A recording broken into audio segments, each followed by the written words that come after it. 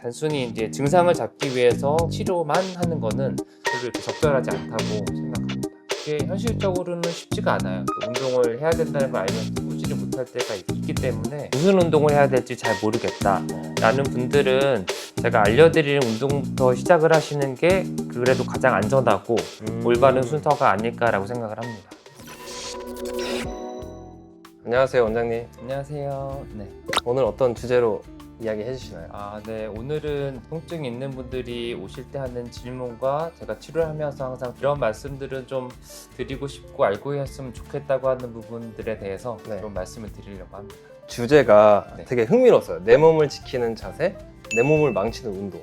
이런 주제를 잡게 된 어떤 이유나 그런 게 있을까요? 그러니까 제가 이제 주로 통증으로 네. 저희 진료실에 오시는 분들을 보면 어떤 일상생활 중에 어떤 동작을 하거나 네. 무리하게 운동하시면서 또 통증이 심해지는 경우도 있기 때문에 제가 이런 주제를 정하게 됐습니다. 그분들은 그냥 병원 가면 다 낫는다 이렇게 생각하지 않을까 싶은데 그런 분들은 평소에 자세를 고치기 위해서는 어떤 노력이 필요할지 궁금합니다. 먼저 내가 네. 통증이 왜 생기게 됐는지에 대한 이해를 조금 더 하면 좋겠다고 생각을 하는데 네. 단순히 이제 증상을 잡기 위해서 치료만 하는 거는 바른 생활 습관을 교정하는 건 아니기 때문에 별로 이렇게 적절하지 않다고 생각합니다.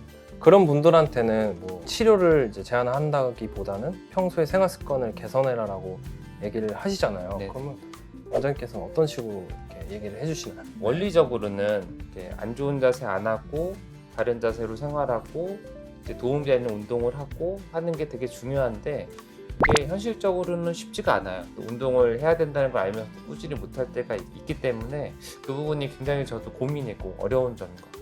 그러면 이제 내 몸을 망치는 자세에 대해서 쉽게 놓칠 수 있는 그런 자세들이 있을까요? 그러니까 우리가 이제 일상생활에서 가장 흔히 하는 걸 보면 이 자리에서 일어나시잖아요. 네. 누워서 바로 잠에서 깨자마자 다리를 막 이렇게 올리는 운동하시는 분들이 있어요.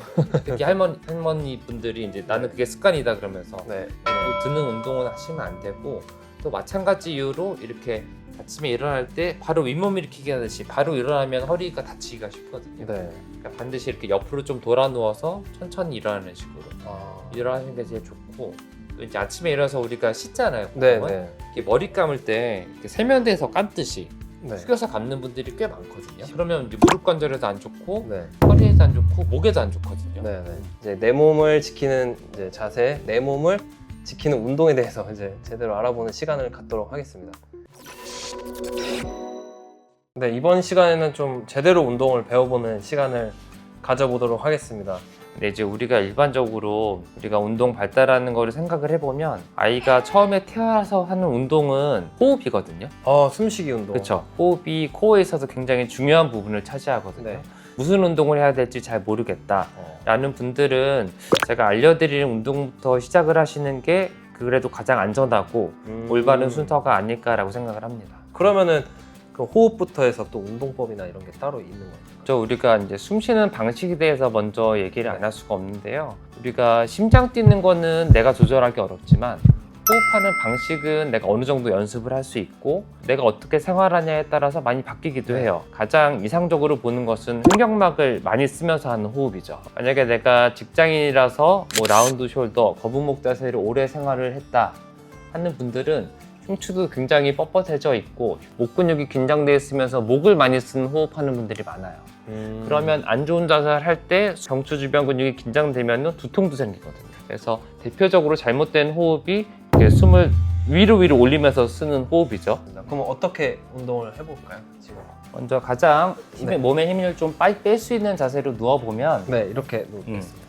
이렇게 내려가면 배에 좀 힘이 들어가기 때문에 무릎은 자연스럽게 올리시고 이 상태에서 한 손은 내가 가슴에 올리고 한 손은 배꼽쯤에 배를 올리면 양손에서 한쪽은 내 흉곽을 느낄 수 있고 네. 한 손은 배의 움직임을 느낄 수 있잖아요. 네. 내가 자연스럽게 숨을 쉬면서 내 호흡 패턴이 어떤지 한번 나를 관찰해 보는 거예요. 그러면 어떤 경우가 좀 안 좋은 호흡이에요? 이 하부 흉곽은 거의 안 늘어나면서 위만 이렇게 쓰는 분들이 제일 많으신 것 같아요. 잘못된 패턴. 그래서 숨은 들숨을 했을 때 이쪽에 코어 쪽에는 긴장이 유지되면서 여기가 탄다는 느낌으로 호흡이 찼다가 숨이 더 들어오면은 위에까지 상부 흉곽까지 호흡이 약간 이렇게 들어왔다가 빠질 때는 그냥 다 같이 빠지는 양상으로 하는 게 제일 자연스럽다고 저희가 봐요.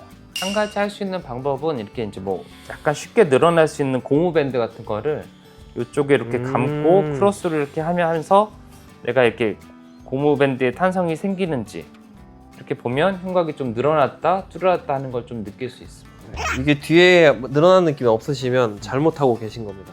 네. 이렇게 그러면 얼마나 이제 이렇게 운동을 해야 될까요? 사실 이거는 운동이라기보다는 우리가 이제 항상 이렇게 해야 되는 거거든요, 호흡은. 네, 처음에 감을 잡기 위해서는 좀 편한 자세에서 하시는 게 나은 것 같고, 사실 이거는 내가 자기 전에 해도 되고 잠깐 쉴 때 이 자세로 쉬어도 되죠. 그리고 다음에 말씀드리고 싶은 부분은 코어 근육, 뭐 코어라는 얘기를 요새는 워낙 많이 하잖아요. 네. 우리 몸에서 가장 코어 중에 코어는 그 배 가장 속에 있는 복행근과 횡격막과 골반 저근 네. 이거든요. 그러니까 몸 안에 하나의 풍선이 있다고 생각을 하는 거예요. 그리고 그 중에 하나가 호흡근인 거죠. 네. 횡격막이라고 하는.